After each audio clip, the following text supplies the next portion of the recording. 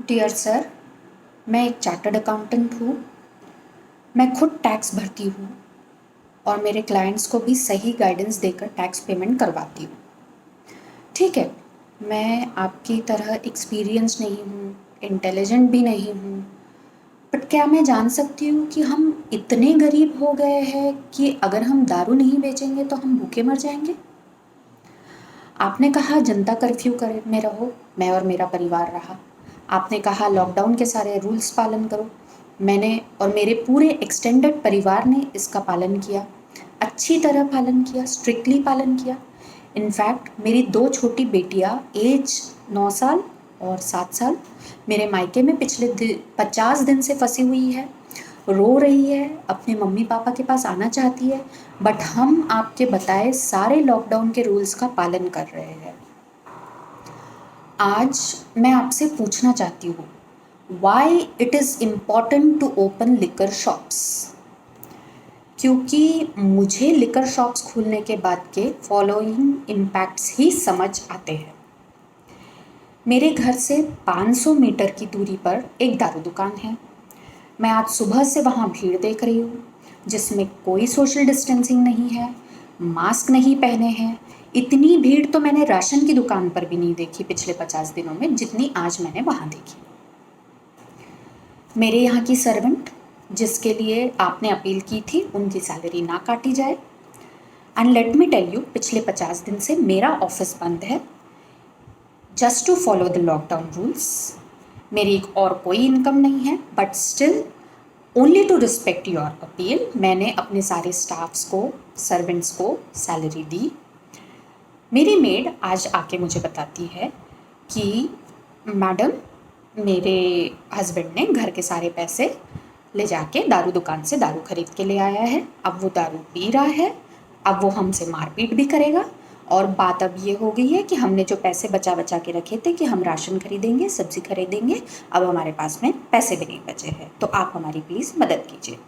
Sir, क्या मैं फिर से उनकी मदद करूं ताकि मैं फिर से उन्हें पैसा दूं और उसका पति जाके दारू खरीदे? जब पिछले 50 दिनों से उसे दारू नहीं मिली थी तो क्या वो मर गया था? क्या दारू इतनी एसेंशियल है?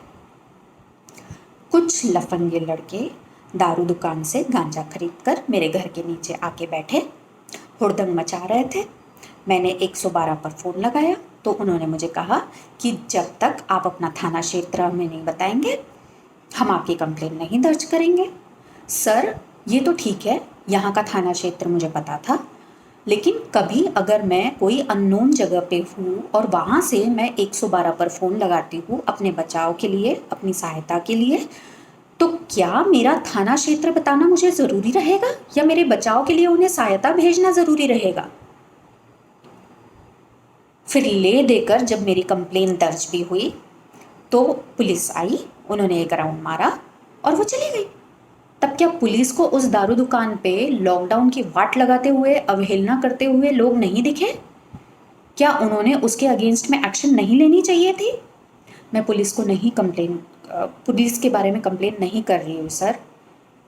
मुझे भी पता है उन्हें जैसे ऑर्डर्स दिए जा रहे हैं वो वैसा ही कर रहे हैं। इसीलिए मैं आपके पास रिक्वेस्ट कर रही हूँ, आपसे पूछ रही हूँ, क्या आपने ये ऑर्डर्स दिए हैं?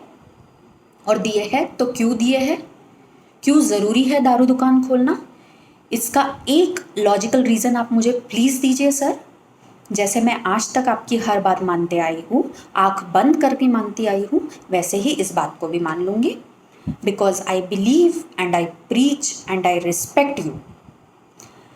मैं यही मानती हूँ कि आप जो भी करने के लिए कहते हैं उसके पीछे कुछ ना कुछ रीज़न होता है, चाहे वो एक्सप्लिसिटली हमें दिखे या नहीं दिखे, परंतु उसके पीछे हमारे बेनिफिट्स का ही कोई रीज़न होता है। इसीलिए आंख बंद करके आप जो कहते हैं मैं वो करती आई हूँ और आगे भी करती रहूँगी।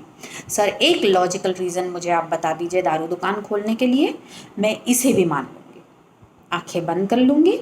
लोग जो वहाँ लॉकडाउन की वाट लगा रहे हैं, अवहेलना कर रहे हैं, मैं उसे भी नज़रअंदाज कर दूँगी और मैं ये मान लूँगी कि दारू दुकान पे कोरोना वायरस नहीं फैलता है।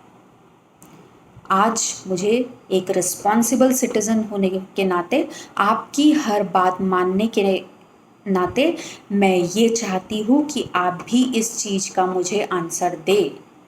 Thank you very much sir.